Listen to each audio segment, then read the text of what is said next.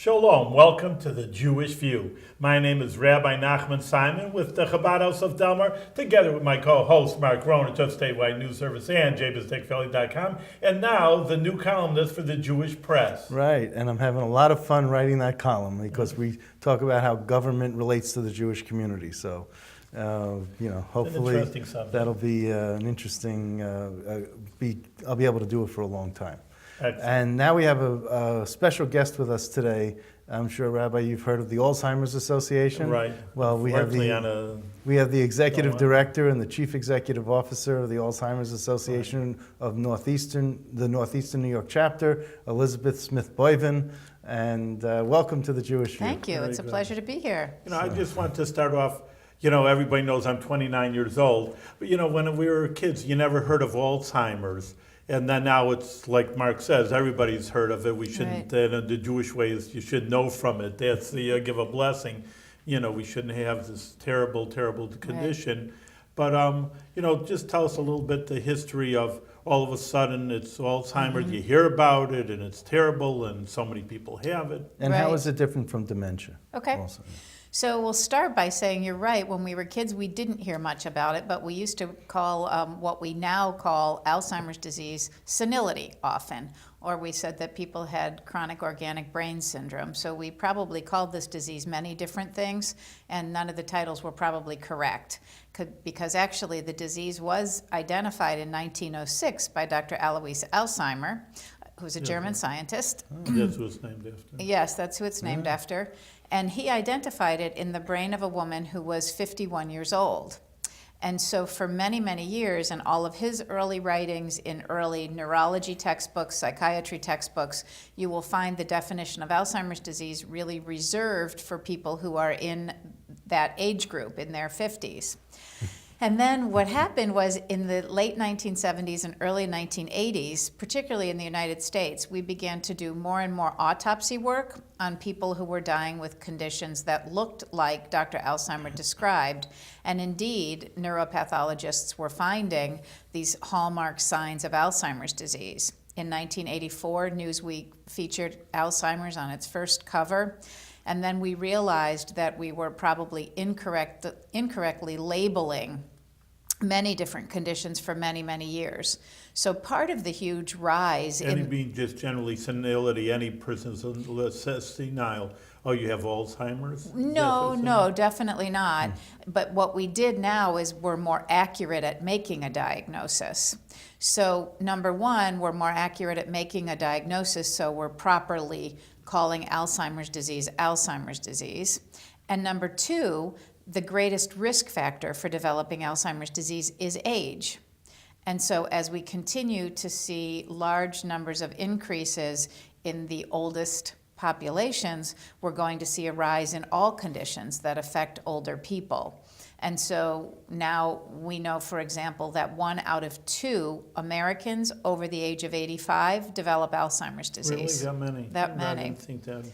And so years ago, not that many people lived to be over 85. Right. Nowadays, there are people living to be over 85 all of the time. Centenarians. Exactly. And, more than ever. Yeah. And to your question, Mark, which is a question we're asked all the time, how do you separate Alzheimer's disease from dementia and also senility? So senility simply means aging. And we know that as we age, a lot of things don't work the way they used to. Including your brain. Including your brain, that's right. So memory is one of those things. But we do have parameters for normal aging memory. And when you move past the area of normal aging memory, you move into an area, a category that we call dementia. But dementia is not the disease in and of itself. It's rather a list of symptoms or syndromes. And you can have dementia for many different reasons. Some people have Parkinson's type dementia. Some people develop dementia because they have a brain tumor or a metabolic deficiency. However, Alzheimer's disease is the #1 type of dementia. I see. So the connection between Alzheimer's and dementia is much like saying lymphoma is a type of cancer, Alzheimer's disease is a type of dementia. Okay. And how did you get involved in this whole, this whole subject matter? I mean, where did you go to school and what did you study, and did that all develop into this? Yes, it did. I went to Siena College for my undergraduate work, and I majored in social work. And my first real job was really at the Good Samaritan Nursing Home in Del Mar, where I was a social worker. And what struck me was the number of families that I met in the course of my work there who had taken on a caregiving role for a person with Alzheimer's disease. And their stories touched me so much, I wanted to learn more about the disease. Well, this was in the early 80s when there weren't many resources around, but there was this new young fledgling organization called the Alzheimers Association. And so I became a member, and then I joined the Speakers Bureau, and then I joined their board of directors. And so for over 30 years, I've been a volunteer in some capacity with the Alzheimer's Association, and then also done my professional work in the area of Alzheimer's disease. And so 2.5 years ago, when the position of executive director CEO became open at the local chapter, I said, you know what? After 30 years of being a part of this association in some way, I would love to throw my hat in the ring, if you will. And so I'm very proud to be the executive director. And tell us about your experience at Albany Med. For 10 years prior to this job, I was the director of the Alzheimer's Center at Albany Med. And that particular center does a lot of diagnostic work as well as research and care consultation and care management, which overlaps a little bit with the role that we have at the Alzheimer's Association as well. So how did that experience enrich you? I mean, because it's a very depressing topic when you see these once vital people now just winnowing away, and their whole life is just escaping them, but their shell is there, and just seems depressing. But you seem not to get down, when you see this. So. Sometimes I do. I mean, sometimes we have, days in the office that are very sad. We have, unique or unusual cases. Every case of Alzheimer's disease is sad. Some are harder than others. When we have a call from a family in their 40s or in their 50s, which is unusual, but it does happen. And the impact on a younger family, of course, is that much greater than it is on another family. Or we'll have a call from a spouse who's been married for, 50 years or 60 years, and they're really struggling with their loved one's illness. Those are all hard days. What I've enjoyed about this work for so many years is the fact that I believe every day we help somebody on this difficult journey. And so while the work is hard sometimes, the number of calls and thank you notes we get from families that say, you helped me make a connection, you helped me keep my husband at home. If we're able to help somebody in the face of adversity, I guess that's what keeps us moving forward. What you were saying, I'm worried about prevention. Just saying 1 out of 2 is just, and of course, everybody knows people are living so much older. Sure. And is there any way to prevent, or it's just old age, it's inevitable, and 1 out of 2, you're going to get it. Well, is there any research in that area? There is a lot of research in that area, and that's a great question. Right now, we can't use the word prevention in Alzheimer's disease because we don't have preventions. However, it certainly is our goal, and we have many things that we can do to reduce the risk of Alzheimer's disease. So while we say that 49% or 1 out of 2 people over 85 will get Alzheimer's disease, 1 out of 2 people over 85 will not get Alzheimer's disease as well. And a couple of the other risk factors, in addition to age being number 1, the second highest risk factor for developing Alzheimer's disease is diabetes. Because there's a glucose metabolism problem in the brain with people with Alzheimer's disease. The third largest risk factor for developing Alzheimer's disease is some type of a brain injury or insult. So it could be a stroke, it could be a brain injury, typically one that leaves us unconscious. So those things are all risk factors as well. So while some things we can't help, and we certainly can't stop the aging clock, but we can reduce our risk of diabetes, and if we do have it, we can keep it well controlled. We can maintain our cholesterol in good control, and that reduces our risk of stroke or other head injury. So there are things that we can do, living a good, healthy lifestyle and reducing those risk factors. It's a great question. So, I was looking here and I saw that at Albany Med, it's called the Ann and Leon Goldberg Alzheimer's Dementia Resource Program. Right. So who was Ann and Leon Goldberg, and do you know the story about this? I Good. do, Okay. because I had the very good fortune of working with Mr. Goldberg for a while. Well, since this is a Jewish view, I figured they were Jewish. So. Yes. Jewish priest of Goldberg. Yes. So Mr. Goldberg was a very, very dear and generous man, a former General Electric executive who took care of his wife, Ann, until she died of Alzheimer's disease in her 90s. And shortly after that, Mr. Goldberg set himself out in the capital region and said, I want to find a program that I can fund, a place where people with Alzheimer's disease can go for Alzheimer's-specific help. And so he named a branch of the Alzheimer's Center at Albany Medical Center in honor of his wife, Ann, and it was the Ann Goldberg Alzheimer's Resource Program, and that's actually the program that I started directing there. And then Mr. Goldberg passed away at the age of 102. Wow. After, in the first few years at the center, he came every quarter and met with me and to learn what we were doing each quarter and how we were spending these resources. And so after Mr. Goldberg passed, it became the Ann B. and Leon J. Goldberg Foundation. And now he continues to fund the program at Albany Medical Center, but the Goldberg Foundation also funds a very generous grant to the Alzheimer's Association and to some of our programs here as well. So he was an extraordinary man. Are we allowed to ask what his bequest was to the Albany Med? I mean, was it 7 figures, 6 figures? It was an annual gift, Yeah. and so I know that a couple of years ago we celebrated that it had reached over the $1 million mark, his annual giving there. So it was very generous. Over what period of time? That would have been about over, I think, somewhere around 7 or 8 years. Oh, wow. So So it's the- over 100,000 a year. Oh, well over. Yeah.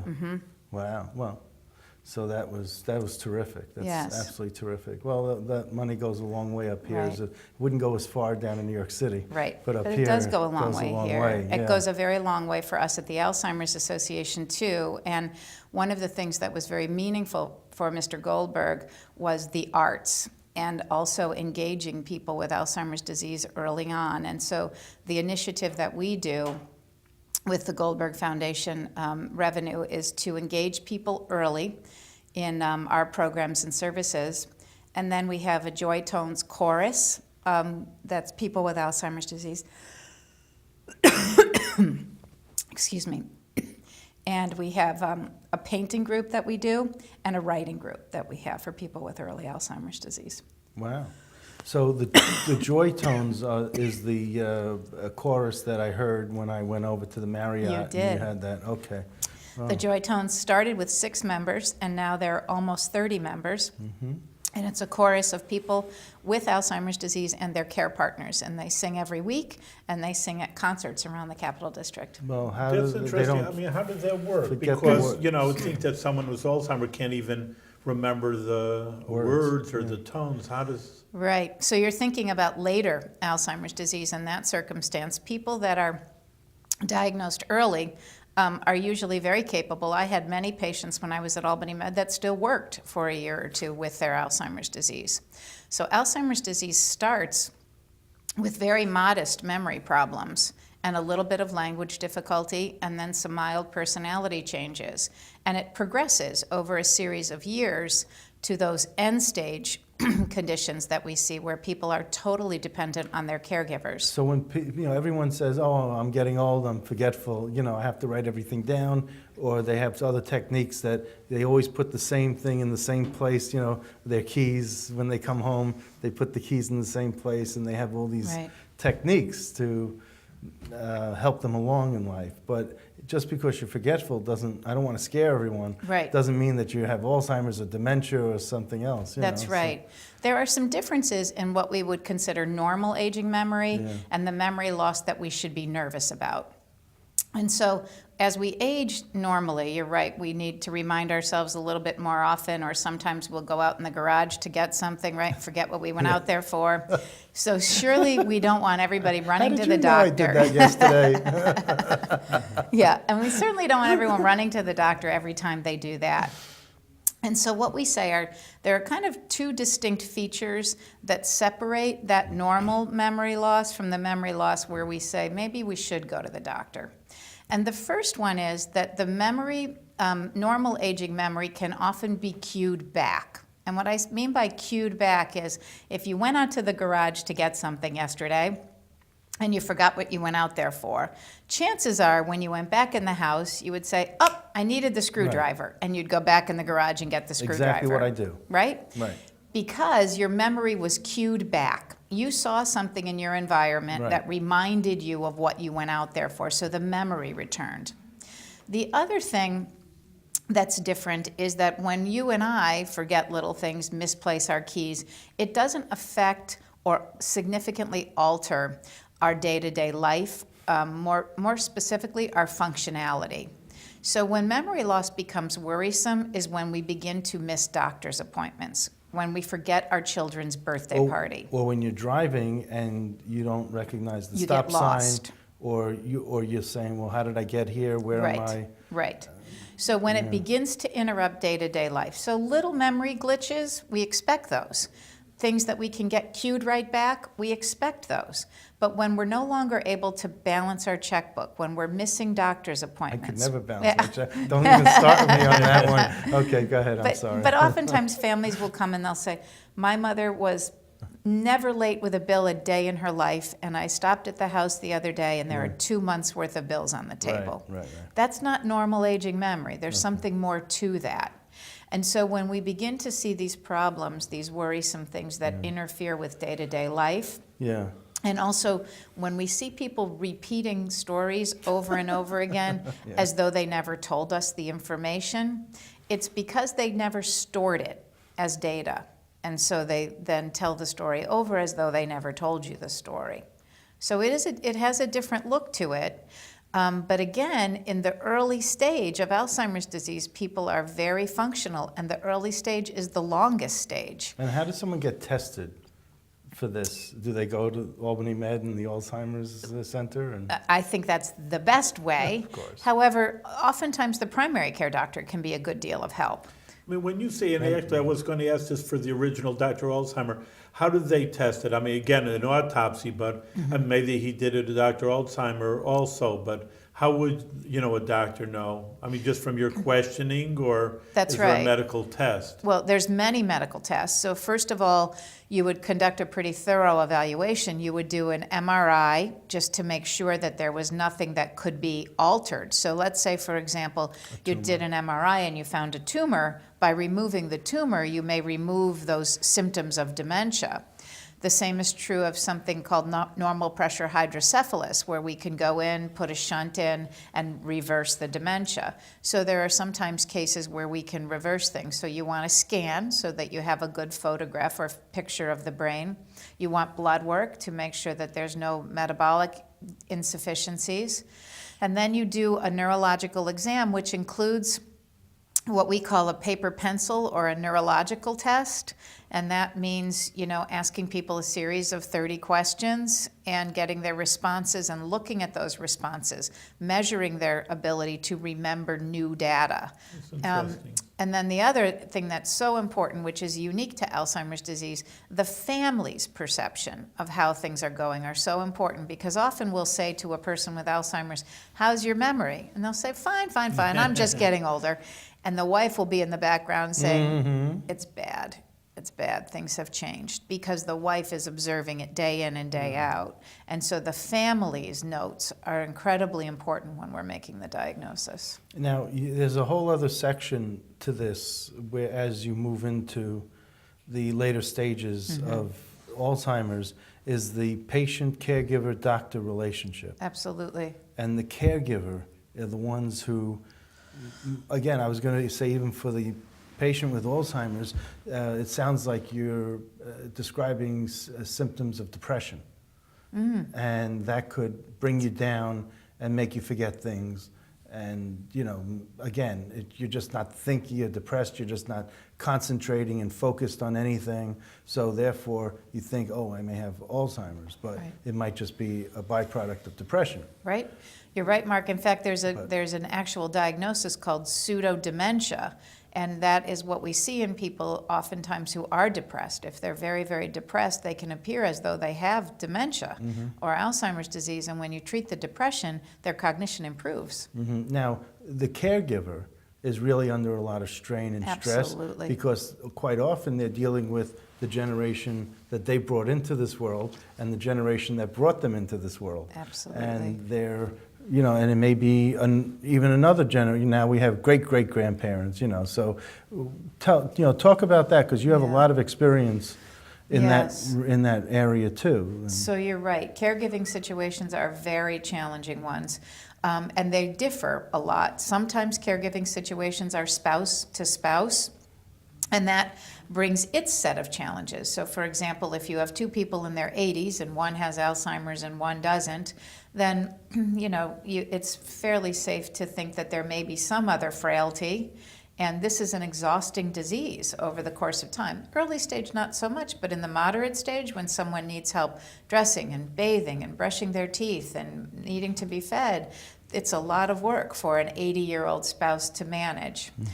So those caregivers have a challenge. Plus, as you alluded to earlier, and as Nancy Reagan always said, it's a very long goodbye. Because you watch this sort of backwards aging happen with your spouse, and that's a very difficult thing. The next set of caregivers that we so often see are adult children, which you alluded to. And for them, typically they're raising their own families, they're trying to care for their parents, they're often working. They really are, by definition, that sandwich generation that we talk so much about. And now we're finding more and more commonly, because these folks are working, that grandchildren are taking on many caregiving responsibilities in many households. And we find that oftentimes kids that are 15, 16, 17 years old aren't really equipped to be taking care of a grandparent or a parent with Alzheimer's disease. Maturity. Right. Yeah. I mean, so it's all about many maturity things. and being able to sort of manage your emotions. Right. Because the last thing you want to do is get so frustrated that you can't, that you lash out. Sure. And then we hear about elder Absolutely. abuse and all that, which That's is a absolutely problem. right. So, But, what about money, though? Because, people do work, like you say, I mean, they can't full-time. And I know a few people that, a rabbi by say I should have an honorary degree as a social worker because I have to, people come to the clergy. And some people have, I know, given up everything to take care of their parents. Other people can't. Listen, you have to make a living. Sure. And then, money is money. You have a full-time person there that's, Right. not everybody can afford it. Right, you are so right. And this is one of the things that the Alzheimer's Association exists to do, and that is help families of every and any economic means find the resources available to them. So for those people that have unlimited resources, there are certainly lots and lots of private options for them.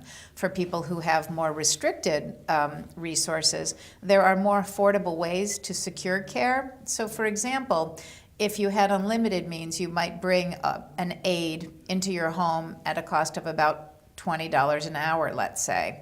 But if your means were more restricted, one option for you might be an adult daycare program where you could send somebody for $30 or $40 and have a total day of care. So it's much more affordable. And then for those people that have very limited means, the Medicaid system does provide for a home care benefit now. now, let me tell you a personal story. My grandmother, may she rest in peace, passed away in 2000, and she was diagnosed with dementia in 1990. Okay. And I would be here in Albany, and I'd go down, and every time I went down to visit her, New York City. yeah, down to Brooklyn, she would, like you said, the age would be reversing. Sure. And it got to the point where we celebrated her 90th birthday in 1995, and and we had a cake there. And just like a 2-year-old would do, she just put her hand in the cake and just took it, because that's what she wanted at that time was the cake, and she just put it in her mouth. I mean, she just had, again, the way you come into this world is the way you leave it. That's right. If you live a healthy, normal life. I mean, every year my grandmother would be taken to the doctor. You know, he wouldn't make a house call, but she would be taken to, and the doctor would say, all her organs are terrific. It's just up here, right. And otherwise she's healthy and everything's good. But you know, you lose your your ability to control yourself. Mm-hmm. You know, you got to wear diapers. Mm-hmm. You have to. You can't feed yourself. Mm-hmm. You're in bed, crawled up like a fetal position. Right. I mean, it's just amazing. Like I said, and then you're just not knowing about silverware. You know, right. like when you're in a high chair, you're just grabbing at food. Remember those days? Okay. No. And then they. 29 years since. You know. So we, I have 13 kids, so yeah. So it's a shame. You know, so it's terrible. So it's not a joke. You know, that was something that I just experienced, and right. it was like, and then one day she just expired, and that was it. Yeah. And I was just like, and it's interesting you mentioned about the Medicaid program. When she lived in her own, if she lived in the same apartment that my parents lived in, Medicaid wouldn't have covered it. That's right. So the apartment next door to my parents opened up, and they got the landlord to give it to my grandmother. So there was simply a door separate, or a wall separating it. So she had 24/7 care, and my father would just go next door when he wanted to see her, and it was just a lot easier. But you know, so when she lived with your parents, she was in a multi-income family. Which is under the Medicaid law. We realized that wasn't going to happen. Right. So my parents and my grandmother were 3 floors separate, and that was too far away for them. Right. So they wanted something closer. Closer, of course. And that's where they got that second apartment, just so that they could be right next door. Right. I mean, my father took wonderful care of my mother, and ironically, my father only outlived his mother by 5 years. Oh gosh. So my grandmother was 93 when she passed away. Wow. And it was just amazing how she, she was the heart and soul of the family. Right. And a lot of this went out when she passed, and then everyone who she was keeping together like glue all went their separate ways. Yeah. But, you know, my father was just like, didn't take a vacation. Right. It was very difficult for him to get away to come up to Albany to visit, or to go to Philadelphia for my brother, or when my brother lived in Boston. I mean, it was like you had to be there. Oh, it's 24 hours a day, 7 days a week. And the one time my father went to the doctor is when my grandmother passed away, and he wasn't with her at the last moment. Wow. And, you know, but... Is there, going back to the original, are they working at all Met for a cure? They're working all over the world for a cure. I think that, yes, absolutely. Is cure the right word? Cure, well, certainly cure is our vision, of course. But, you know, so the first thing we need is more robust treatments. There are 5 medications approved by the FDA right now, and they slow down the progression of symptoms. But we don't have anything that alters the actual course of disease. So that's the first step. And then once you have a strong, robust medication, then you can develop a cure. And then eventually, when you've discovered a cure, you can discover preventions, actual preventions. Mm-hmm. So it's probably many years away, I regret to say. I wish I had better news about something sooner, but certainly there has been no lack of effort, and certainly we're getting farther and further towards that vision every day. I'm just saying that, you know, that there's a lot of money going there, because, you know, we have many people on our shows, and they have these unique diseases, if we say, and there's no money for it, but... Yeah, well, definitely one of the things that's happened because of the long amount of time that people care for someone with Alzheimer's disease. So this year, for example, in the United States will spend $226 billion in caregiving costs, which is 1/4 of the defense budget for this country for this year. Wow. And so more and more government officials have realized that we can't afford not to find a cure for this disease. And so for that reason, they have added a significant amount of money to the research efforts. Just even dollars and cents, it makes sense to get people And better. this is right. this is That's right, public Rabbi. record because you're a not-for-profit 501c3. Uh-huh. So what's your fundraising and your goal, and how much, how many events do you put on? I mean, I think you had a gala. We did have a gala on Friday night. Okay. And we raised just over $100,000. Our goal every year our annual budget is just under $1 million. And some amount of that comes from grants, and some amount of it comes from what we call constituent events, which is our gala and our walks to end Alzheimer's disease. We have 5 of those. Okay. In addition, you attended our conference for Yeah. caregivers, which was wonderful to see you there. And we have 4 forums as well throughout our region. So we have a 17-county region. We go right up to the Canadian border and down through the Leatherstocking region. So that's the reason we have to do many things in many locales, because we can't expect folks with Alzheimer's disease to drive 3 hours to see us. No, of course not. So we provide a lot of services throughout our region as well. So our fundraising goal every year is just about $600,000 a year, and then the rest we achieve in grants. And then, regrettably, our folks all pass away. As you know, this disease is a terminal one. And so we have countless families that have been so generous with what we call a bequest and memorial program. And families will often leave gifts or ask that gifts be made in honor of a loved one to the association. And just about 10% of our budget comes from the generosity of families that we've served over the years. Wow. And how many staff people do you have? We have 11 staff people. Not even one for each county? Not even one for each county. So You need more staff? I'm we not do. applying, but We I'm just do. saying. Yeah, we do, absolutely, because we're finding it hard to meet the needs. Believe it or not, the estimate is that about just over 60,000 people live in my 17 counties with Alzheimer's disease.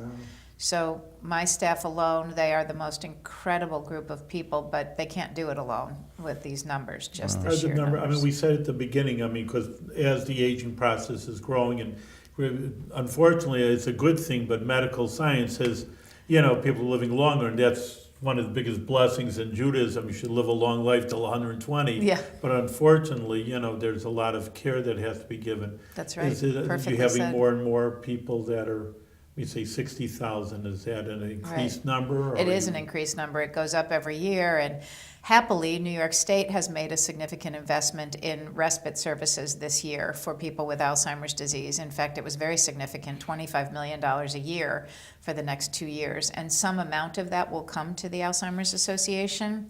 So we're looking forward to actually adding 4 program staff to our team at the Really? association, which I'm thrilled about. All of this money will go toward programs and services. Wow. And I'm delighted to be able to add staff, particularly in my underserved regions. Oh, wow, that's great. It's thrilling. We're Well, thrilled. Much success to you. Thank you so much. We appreciate it. All right, only good things, and you Thank should you, do with Rabbi. health, and we should health for all your patients and the people that you work with, and again, And their continued caregivers. success. Thank you so much. Thank Okay. you for having me. Thank you for coming on.